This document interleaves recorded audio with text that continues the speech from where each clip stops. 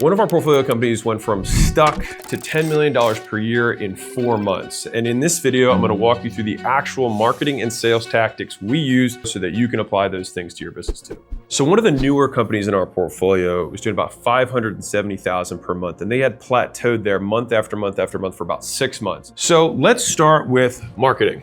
So we had in this business a webinar-based business, meaning it's running ads to a video that the founder would get on and basically pitch a call to find out more. All right, so I'm gonna give you current state. So our show rate for this webinar was 18%, which is really not good. You want it to be 25 or kind of higher. The schedule rate from the webinar, meaning people who book to then take a sales call, I actually don't have that number, but we did improve it. So I'll tell you what we ended up doing. And before we made these changes, we were getting 58 calls booked per webinar, all right? So that's where we started. So the problem starting with this was the show rate. So the issue is that we were only doing one time per week for the founder. So they'd only wanted to do kind of like one pitch per week. And the issue is that means that if somebody books on, let's call it Monday, and she does the webinar on Sunday, then it means all of this time in between is where people could forget about it, get busy, fall off, and essentially just not show up, even though we paid to get the opt-in. So we did 4 things to actually fix this. So number one is that we introduced a long email sequence. We had 9 emails that went out, and we just basically improved the email. So we simplified the language, we put it more benefit driven, and basically sold the reason they should attend. And we try to hit it from different angles. So we try to hit it from pain, we try to hit it from speed, we try to hit it from ease, we try to hit it from being stuck and plateaued. Because the big thing that you always have to remember is that pain is what drives motivation. All right, that's what gets people to actually take action. The second thing we did is we added an SMS, because if people aren't showing up, then you want to communicate in more places in more ways. And so some people, like me specifically, I'm way more text responsive than I am email responsive. I rarely check my email, but I do check my texts. The next thing that we did on top of that was within the emails, we actually did some sort of behavior response. All right, so you're like, what the hell does that mean? And so behavior response means that if someone engages in any piece of content, they click, they open it, we then sent them behind the scenes content. So think about this as exclusive or secret stuff that made it show that we saw what they were doing, which is also something every business wants. It's like, oh man, this is pretty cool. I didn't know they could do something like this. Just showing kind of some more sophistication in marketing. And then the fourth thing that we did was, again, with more places, more ways, we had voicemail messages that we sent out to them. And so that means that we covered people who like text, people who like email, people who like voicemail, and then we also had video essentially for people who took an engagement. So we had all 4 ways that people consume information that we added in prior to the webinar. And so one of the other things that you can do, obviously besides pain, is that you add in proof. And so you can alternate between proof and pain, but big picture is that you always want to use the value equation, which you've got dream, which is what's the big thing that they want to have happen. You've got risk, so you want to decrease the risk. This is where proof comes in. And you want to decrease the time, so that's speed. And you want to decrease the hard, right? Which is you want to make it easy. And so we want to show how easy it is, how fast it is, how risk-free it is with proof. And we want to make sure that we're very accurately describing what they want to have happen. Yeah, and if you especially have people who have, your avatar doesn't respond to email, because sometimes there are industries, if you're in finance, a lot of people respond to emails. If you're in painters and maybe blue collar workers, you might have fewer responses to emails. So that's okay. So instead, it's like making sure that we have these multiple ways, like text, for example, has a 95 to 99% open rate. So people will get the message. And so obviously you don't want to abuse it, but having just a few strategically placed texts can massively increase the show up rate to things. And I would bet that if I had to put between all of these things, this would be the biggest one that had the increase in show up rates. And so because we had CTAs inside the email to get them to engage, we also long-term keep the health of our email account, because it shows that we're not just spamming people. Instead, people are getting our emails, they're opening them, they're reading them, they're taking an action. All of those increase the overall health of your email server and your deliverability. And so that way you can continue to get your emails delivered. Rather than getting into the promo tabs, is getting a little bit tactical, but you get into a second tab with an email, which is like, oh, no one ever checks the spam folder, essentially. The big reason that we have to do all this stuff is because no one remembers what they signed up for this morning, let alone 5 days ago. And so we do this because you have to remind them. And don't worry about, quote, bothering people. Now, do you want to send 5 a day? No, that's probably not smart. But if you send one reminder a day between a certain time and an event, there's nothing wrong with that. And so the most important part of the sequence, I'll tell you right now, is 24 hours before. So you're thinking the night before, you have the morning of, which is AM, and then 1 hour prior. These are the three most important reminders that you want to send out. These are the ones that you definitely want to have as SMS. So you might be wondering, well, how much did we increase the show up rate percentage? Well, we went from 18% to 24%, which means that this increase was a 33% increase right off the bat. And so one of the things I think is one of the most underutilized ways to make a business more money, like a lot of people obsess about close rates, and we're going to talk about what we did with sales, but you can get a 33% increase in show up rates and have the same result as having a 33% increase in close rates. But getting 33% more people to show up is usually way easier, and you're able to automate a lot of that to a great degree. So it's one-time work that have permanent increases in revenue and profit rather than having to consistently drill a team on how to close, which you absolutely should do. It just takes more work. So the next problem that we had was that people who were actually attending, so now we have our 24% of people who are showing up, is that they weren't actually choosing to book a call. And so problem number 2, no bookings, right? And so what we did is we solved a few things inside of how we structure the webinar to get way more people to show up, and I'll show you just how many. So the first thing that we did is we actually looked at what was. And so I think people skip this step, but like, this is the real work, is you look at the webinar, you look at the attendance rates, you look at the drop-off points, you look at where there's spikes in engagement. Spikes in engagement are gonna be the interest points where you're like, okay, this is something, maybe we should expand some of this stuff. And where you have huge drop-offs, then you're like, ooh, we need to improve this. And so for us, we saw we were losing a ton of people right at the beginning of the webinar. And so we're like, okay, this is where we're gonna put most of our attention, which by the way, if you're doing anything, content sales, webinars, whatever, the first 5 minutes and even the first 60 seconds is where you should be obsessing. Even in a different company we have in our portfolio, which does a tremendous amount greater volume than this particular company, we re-scripted the first 5 minutes of presentation and got a 20% increase in close rates. Just redoing 5 minutes, and it was on a 3-hour presentation. So based on the research, we did 4 things. The first thing we did is we scripted a faster intro, basically getting to the point much faster and being clearer about why they are here and what they're going to get from it. And so if you're like, well, what would that actually look like? Well, it actually follows the exact same format that we use for our content, which is proof, promise, plan. So proof is, hey, I helped someone just like you, and you want them to identify with the proof that you were showing so they can approximate, oh, this is just like me. The promise is clearly defining exactly what they're going to get, both from the webinar and potentially after the webinar. And then the plan is to set expectations for how the next 60, 90, however many minutes your presentation is, so they know where they're going. And the key point here with all the faster intro stuff is you just want to get to the meat. When I look at a beginner sales call or beginner sales presentation or VSL, video sales letter, oftentimes people spend a minute, 2 minutes just like meandering, like trying to figure out what they're saying. And they don't know that they're losing like 40% of their audience in the first 2 minutes before they figure out what they're going to start saying. So get to the point. Number 2 is we mention live that this is live. So this was a live webinar they were doing. And the thing is that we weren't actually showing. So we're incurring the cost of being live, but we want to say the date, you want to say the time, you want to say the weather, you want to say any current events, right? These are all things that give indications that this is happening right now. And so for whatever reason, and I don't know why this is, but when you do live stuff, it works better. No idea why, I just know that it works. And so we want to lean into the fact that it's actually happening. And so mind you, if you do an automated webinar or you do a video sales letter that's recorded, there's nothing wrong with that. Obviously, it gives you scale because you can't do a webinar every hour of every day.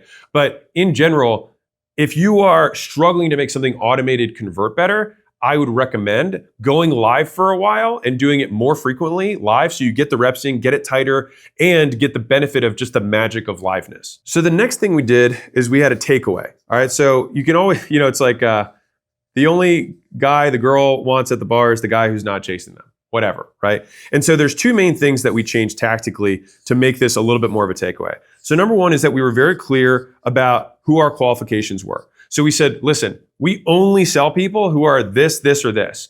If you are below this or above this or adjacent to this, this is not for you. And so by clearly stating those things, we got to ward off the wrong people and magnetize the right people to be like, oh, this is actually just for me. The next thing we did was we put scarcity in play.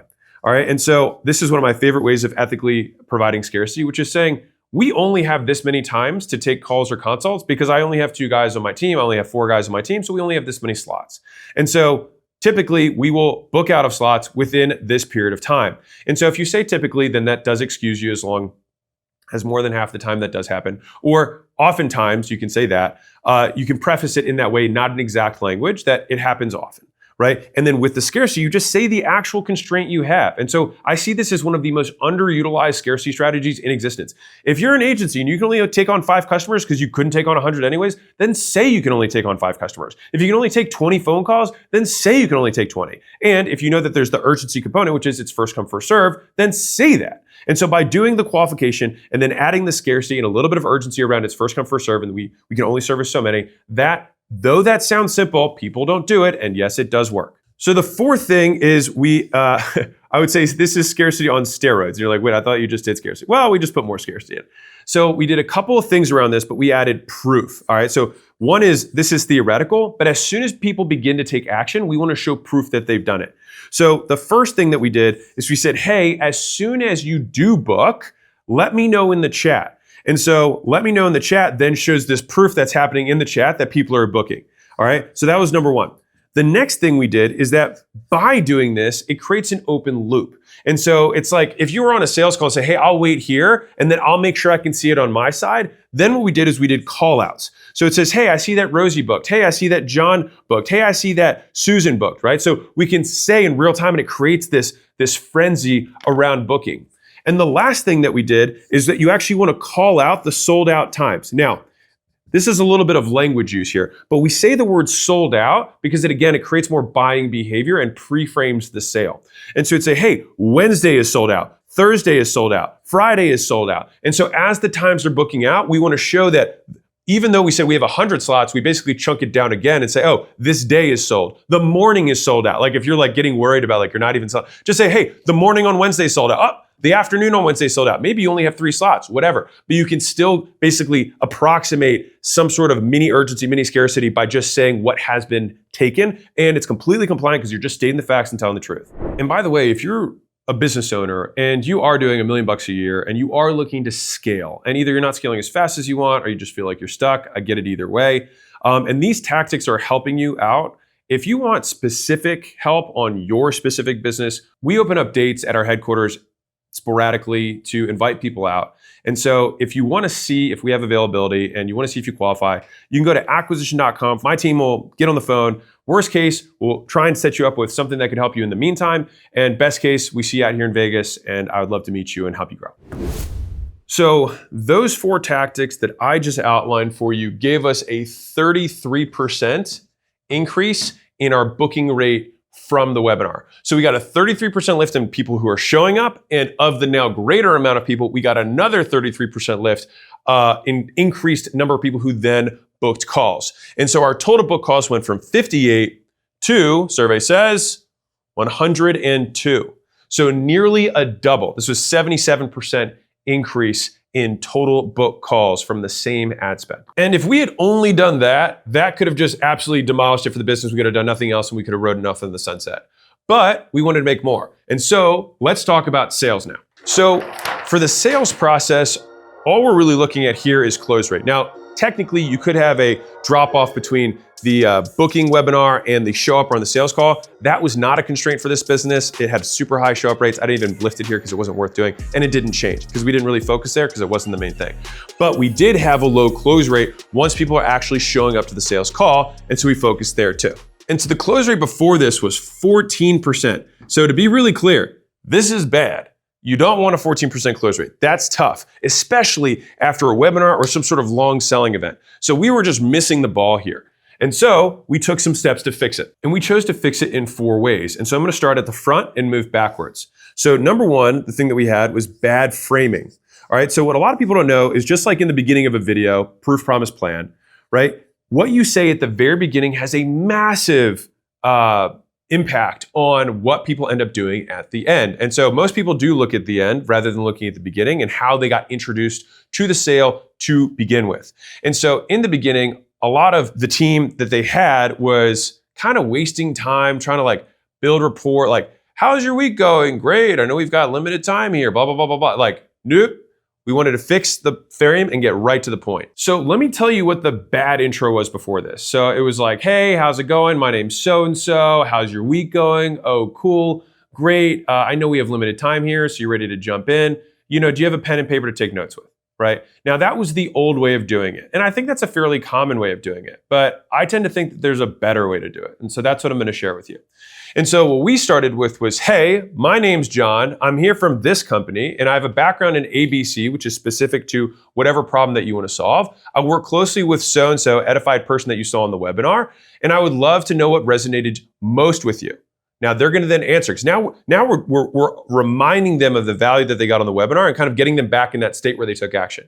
And we say, great. So the real purpose of this call is to see if you qualify for our guarantee. Not everyone does, and it's really based on these three factors. So if it's B2B, you'd be like business size, industry, and you're being the owner. Now, fundamentally, you're going to be going through BANT, which is budget, authority, need, timing. And you want to use those as the qualifications for the guarantee. Now, if you have guarantees, obviously this is sexy. Now, instead of a guarantee, you could also say, hey, we want to make sure that you qualify for the bonus, or hey, I want to make sure that you qualify for starting by this time. It doesn't really matter what it is, but the thing is you're immediately taking it away and saying, hey, I'm not here to sell. I'm here to first make sure that I can even give you something. And automatically they're leaning in and they're like, ooh, I want something that I'm not immediately having. So you're in the driver's seat. They're the ones who are on the other side hoping to earn your favor. And so then after that, you can clarify what it is. It's like, and to be clear, the bonus is X, Y, and Z, or hey, to be clear, our guarantee, we have to be strict. It's kind of like college admissions, whatever. And if you don't qualify, this is what we're gonna set you up with and help you out. But if you do, then we'll start buying back some time and make you some more money, and we'll start X, Y, and Z benefit that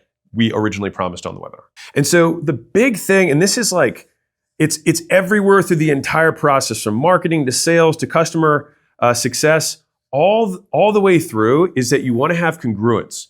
All right, is you want to basically have the customer feel like you have this baton pass between every single step in the business. And so from the ad to what they see as the headline for the webinar, once they opt in, the first few lines of the webinar should match with the headline that they opted in for. Once they get on the call, it should match what you talked about on the webinar. Once they get sold, the onboarding and success person should be matching what they said on the sales call. And this sounds so simple, and yet no one does it. And literally, if you have complete alignment all the way through your process, you will make so much more money. And this sounds simple, and it is simple to understand, but hard to do because you have to coordinate multiple parties along the same line.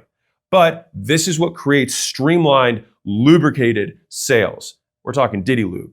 So the second part of the sale is where you get into discovery. So in the beginning, it's like, what's the frame you're setting? What's the agenda? We had a much more takeaway version that was still congruent with what was promised on the webinar. The next thing is discovery. And so a lot of people waste time in discovery, and this is where they get caught. They get caught in traps. And I made a whole video about this. You can probably find it on my channel. But they go into traps. And so traps are basically where you get too far in the weeds, you get too into the details, and both you and the prospect forget why you're there to begin with. And so you want to stay chunked up at the highest level humanly possible, because when you stay chunked up, you can focus on the few things that matter, that are going to move the needle, that are ultimately going to be tied to the biggest ROI around whatever it is that you sell. Stop getting cute in sales calls. And so a lot of salespeople will start doing this as they get a little bit more experience, and this is a mistake. And so this is why sometimes you have somebody come into your sales team, they quickly ramp up, they do well, and all of a sudden their sales numbers start slipping. It's because they get cute, they get fancy, they start saying words that they've heard around and trying to play business consultant or start to play expert. But they're not the expert, because they're not the ones doing the delivery. And so you want to always get out of these very detail-oriented questions, because as soon as they ask those questions, then they're the ones in control of the conversation and not you, because the way you answer could turn them off and say, oh, actually, I didn't want that. But now you're the one answering their questions, they're in control. So during discovery, you ask the questions, they give the answers, and you stay high level to make sure that you're staying on the line to get to the end. Once you've gone through discovery and you've hit on the pain, you've clearly defined a reason they should be motivated to take action, then we go into the pitch. All right. Now, I'm a big advocate of a 3-pillar framework. And I talk about this in the closure process. And let me tell you some advanced stuff on this. So the more do-it-yourself, done with you the product is, the more you want it to be simple. You want it to be 1, 2, 3, ABC, whatever. The more implementation you have, the more done for you it is, the more you want to show, here's 11 steps, 27 steps that we follow. Because what you want someone to see is, oh my God, this is so much work. And then you say, right. And so they believe that it works, but they don't want to do the work. And so you're like, yeah, oh, I believe that if I do 38 steps to improve my YouTube videos, they'll improve. but can you just do it for me? And that's where you want them to go in. But if you're selling a solution that they're supposed to do a certain percentage of the work or a greater percentage of the work, then you want it to be as simple as humanly possible. And if you're curious, like, why is do it yourself and done with you more or less the same? Is that I actually see done with you as basically a do it yourself sale plus accountability, help, troubleshooting, getting you unstuck. So it's really just that theoretically, if you just follow the steps, you could do it yourself. But just to make sure that you're successful, we'll add this extra help in rather than, oh, we're going to do it all for you, which is a true done for you offer. And so instead of the 3-pillar pitch, what this company was doing was they had a feature pitch or a feature stack. So they were making it seem really complicated and having way too many steps and overwhelming the prospect. But then after the prospect's overwhelmed and confused, it was like, great, you got that? So you're going to do it. And then you're like, right. And so they're like, no, thank you. Now, if you're like, hey, all of that, I'll do it, different pitch. 3-pillar pitch, if you're not sure, stick with that. Usually crushes. And if you're like, wait, I have 6 steps to my process, you just chunk up. It means that you just gather 2 of them together and just make it a larger bucket. And one tiny tweak that we added before the pitch was basically getting them to invite us to sell them. And so we said, hey, given everything that you just said, and you're doing X in revenue, you meet Y qualifications, and the fact that your challenge is this, I think that we'll be able to help you out and that you'd be a great fit. And our experience is in solving this exact problem for your type of person. And if you want, I can walk you through that, but where do you want to go from here? And so then they have to say, no, please walk me through that. And then basically they're giving you permission to launch into the 3-pillar pitch. Now, this last step, step 4, was actually execution. And so there's a lot of things that we did here. And so this is not me selling you a done with you solution. This is me actually just trying to help you out. So we did many things to improve execution. And so we actually had a conversation with the founder. And they said, I watched some of these discovery recordings and they look pretty bad. And we said, yeah, well, when was the last time you role-played discovery with your team? And they were like, I don't. We're like, interesting. And so what we did, and this is going to be mind-blowing to you, is number 1 is we role-played. We actually had the team practiced it. All right. And this isn't with wigs and handcuffs. We actually had them role-play it with one another, but maybe that increases the stakes so you can do whatever you want on your sales team. The next thing is that there wasn't very good tracking. And so we wanted to track KPIs more closely. And so sometimes if you have 2 chunked up KPIs, if you just have close rate, for example, it doesn't give you more like double click ability to look more granularly into how a closer's doing. And so we want to see, okay, what percentage of people are you getting to show? What percentage of people, when you're on the phone, are you actually making the offer to? What percentage of people are missing because of what specific obstacle or not? And so this gives us a lot more insight into how each individual closer is doing. And then from there, that allows us to personalize the coaching that we have for each of those individual sales guys. Now, if you're still looking at this and you're like, man, what else was there? Well, sometimes it's a who thing, which is, do I believe that you can train anyone to sell? Yes. Do I think it's worth it to train everyone to sell? No. Some people just start further back on the line. It's just not worth the resources for the business. And so we ruthlessly prioritize who gets the best calls, who gets the best times, and we do that by who closes the most. And if you eventually get kind of weeded out, you can almost manage someone out of sales if they consistently show low returns for us giving them and feeding them opportunities. And so what we did is if you were below KPI, we cut your calendar in half. If you're still below KPI, you have basically a week or 2 to prove yourself or you're out. And so the next thing that we did is that we routed the best leads to the best closers. So best to best. And this is one of my favorite ways to increase sales overall. Like if your best closers get the best leads, you'll sell more stuff. If your worst closers get the worst leads, you'll lose the least. And so this is an optimization for any sales process across any business. And then finally, and this is a big one, we incentivize the paid in full because I think this particular business, if I'm not mistaken, the closers got paid the same if they closed or didn't. But I prefer to close off cash collected.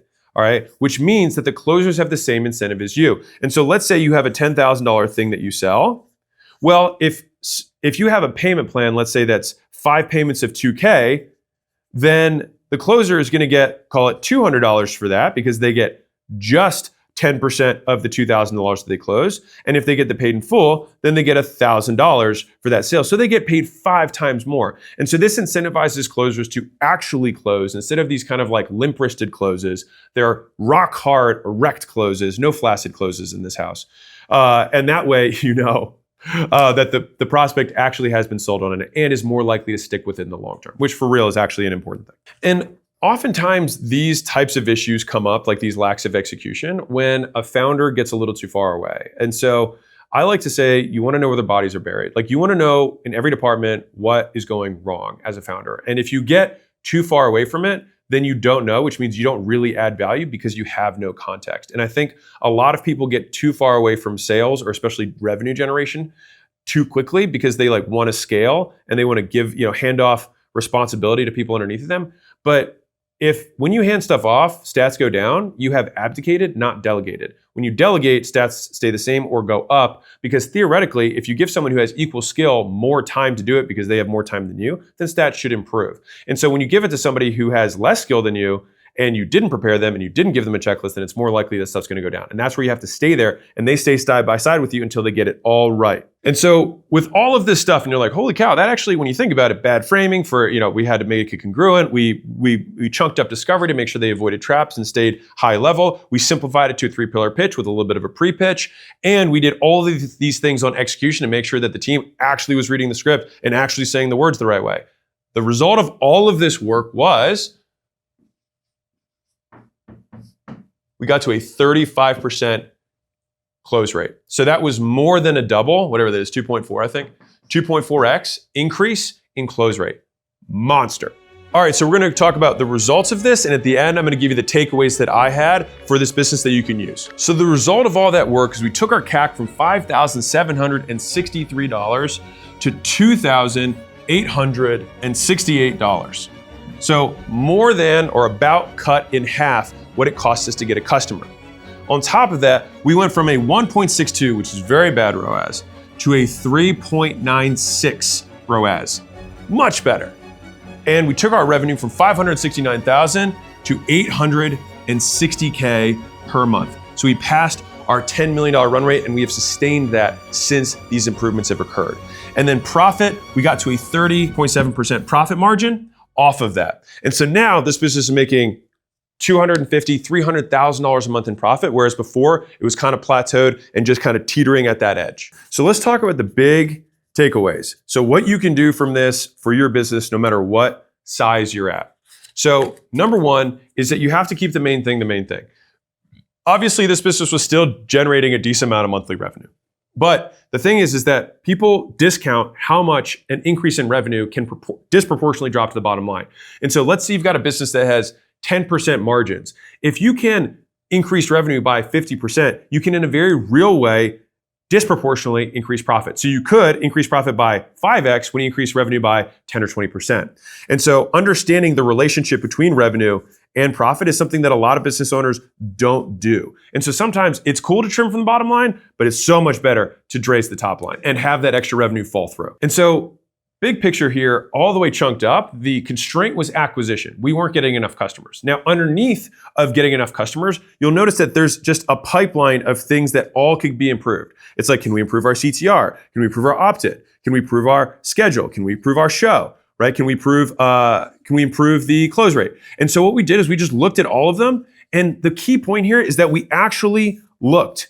And so when we tried to improve the webinar, we weren't just like shooting from the hip. We're like, where are people dropping off? Let's fix it. When we looked at the sales, we're like, where are people suffering? Well, if you're watching the calls, you can see that, wow, the discovery sucks. All right, well, then we need to focus more there at the front. And I will also put this point is that the front is where a lot of times where the cash is. So in the beginning of the webinar, we preloaded it. In the beginning of the call, we preloaded it. Right before we did the pitch, we pre-frame it. And so a lot of times people don't understand how powerful the frame is for setting the expectation about what's about to happen next. The next one is execution over plan. All right, so let me explain what I mean by this. If you have, call it a mediocre script, and you have exceptional execution, you will still outperform somebody who has an amazing script and no one reads it, right? Or you have an amazing webinar deck, but you still sound terrible when you do it. You're not gonna do as well as somebody who doesn't have as much of a deck, but sounds really smooth and great. And so a lot of times, this is the boring work that people aren't willing to do. They're not willing to watch game tape. They're not willing to role play with the team. They're not willing to practice themselves when they do repitches or when they do presentations. Or they're not willing to take a content piece, get to the end of it and be like, you know what, we can do that better and we can do it again.